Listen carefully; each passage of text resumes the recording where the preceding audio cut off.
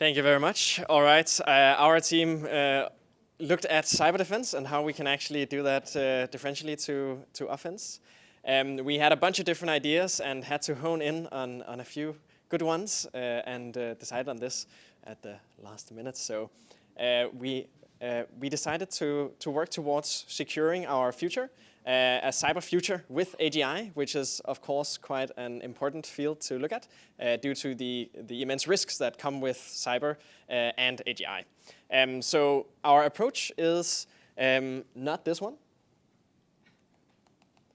Our approach is sort of an Epoch AI-like research group for cyber posture forecasting in an AGI's future. And so it looks slightly like the presentation we just had, actually, to some degree, but focused very much on the cyber risks that we have. If some of you know Epoch.ai, they've done a lot of forecasting on compute estimates for large models, a bunch of trustable data aggregation across many different sources to really make it obvious what's the state of AGI just purely technically. This would be working in the cyber domain and pilot the same sort of work. And so the innovation is to sort of provide these trustable numbers in a public domain and demonstrate these future risks, both aggregating the actual demonstrations that have come out here. We saw some from Jeffrey Laddish yesterday, and also to actually then back that up with the numbers of what is going on. So you can imagine that might look like a number of vulnerabilities discovered year over year, the potential for LLMs to actually be used for this, when we expect parity with cyber professionals from AGI, and so on and so forth. And right now, there are a few different projects working on it, right? You've maybe seen some industry reports, some Gartner report on cyber or something like this. And this would really be trying to make this publicly available and also take into account this AI-first approach. And on the success side, how we might imagine it actually succeeding, we'll be talking a bit more about it in terms of theories of change. But here we're also looking at just security professionals really working with this data and using it for decision making, policymakers being informed by it, and generally this being used as ammo, intellectual ammo, in discussions about cyber risk, and sort of increasing the awareness for probability estimates of the sort of risks we might see among cybersecurity professionals as well. On the risk side, we just have non-adoption. If people don't use the data, then that might not be useful. With Epoch AI, we already see that many people do use that data, and it's really a sort of trustable research first approach there. And there are a few cost estimates, some milestones on making a pilot project. But I think we'll basically just jump into the small demonstration. And I don't know if you want to present that or. Yeah, sure. I guess a little bit of background is, I think if you were to draw a Venn diagram of cybersecurity experts and people with statistical education, there's surprisingly little overlap. In a previous role, I'd attempted to introduce statistical risk estimation, risk management practices to a large tech company, and was met with complaints along the lines of, can it really be said to be meaningful to assign a probability to an event?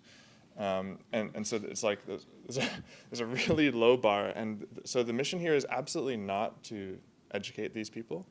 I think if anything, it's take those people who are predisposed to leverage this kind of information, but don't have access to it because there's such a low instance rate of people working on this and thinking about it. And so here I've just shamelessly cribbed some sort of inspirational materials from the compute forecasting website and sort of repurposed it here to give you a sense of what we're thinking about.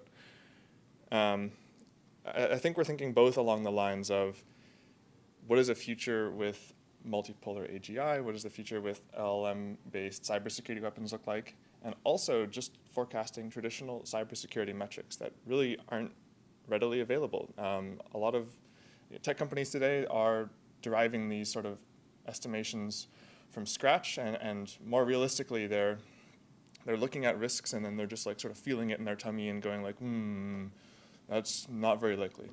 And so putting a little bit of rigor into the system, I think, could actually yield a lot of marginal decision-making benefit. Yeah, and so diving a little bit more into the theories of change that we have, and I welcome any other team members to also join in if you wanna expand on some of the topics here. We are looking to sort of make this credible and up-to-date threat models. Make sure that people in the industry and in policy actually know about the sort of threat models we will see in the future as well, as what the sort of probability of these events are, using the data and the AI-first understanding of cybersecurity, and hopefully leading to marginally better decision-making in general. I think there is, as mentioned, an existence proof that data like this can be used by a lot of different actors. Sort of our world in data is another example where that has hopefully led to marginally better decision making across an array of different industries and policies. And next, sort of curating these demonstrations of high risk from AI and cybersecurity should improve understanding of what these numbers actually mean. You can always show some numbers, but will people really see what it means? And this organization, being specialized in getting the numbers out, would complement organizations such as Palisade Research and other folks working on demonstrating the concrete risks you might see. And then provide the concrete threat models as well to decision makers, not just with the emotional or valence of these demonstrations, but really with the hard facts and backing it up and increasing awareness of this AGI risk. And hopefully, as you mentioned as well, increasing the sorts of capability in the intersection of cyber risk and probability estimates on future events, and actually, backing it up really. So hopefully leading both to more bottom-up action, but also top-down better decision-making through this. Yeah.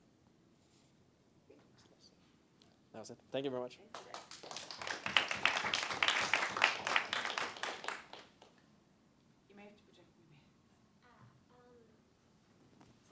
To be public, in many cases, companies that build large models do not want to be assessed on security, not because they're not curious, but they don't want the results known.